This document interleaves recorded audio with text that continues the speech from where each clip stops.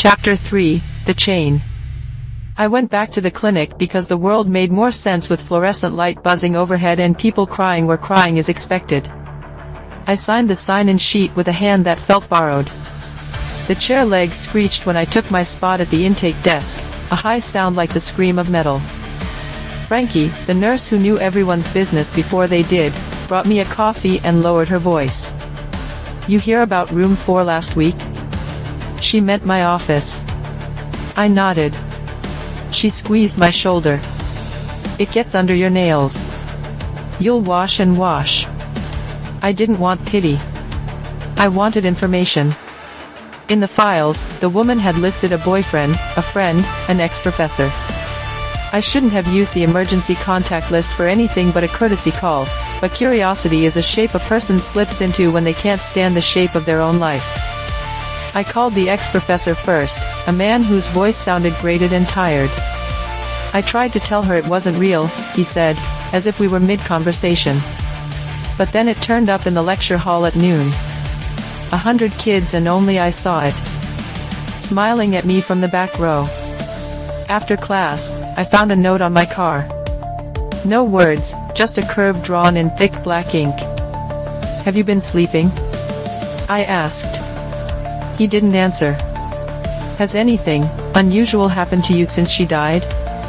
He went quiet enough that the line began to sound like a seashell. "I didn't watch," he said finally. "When she called, when she said she was going to do it." I hung up. "I didn't watch. That's why it picked you." I ended the call with a mouth that couldn't make the shape of thank you. From there, the story spread itself out like a map. I followed threads I had no right to pull. A sister in a different town who said her husband had fallen into a darkness no doctor could name after he witnessed a coworker's final act. A barista who'd quit because she saw a customer smile with a mouth that didn't stop when it should. A social worker who now wore a thin silver ring etched with tiny lines that might have been teeth. Each person had a version of the same thing: witness, then weeks of wrongness, then an end that turned witnesses into carriers. It isn't that the thing needed a death, I realized. It needed an audience. It craved the way our eyes bless a moment with reality. Death was just the door it liked best.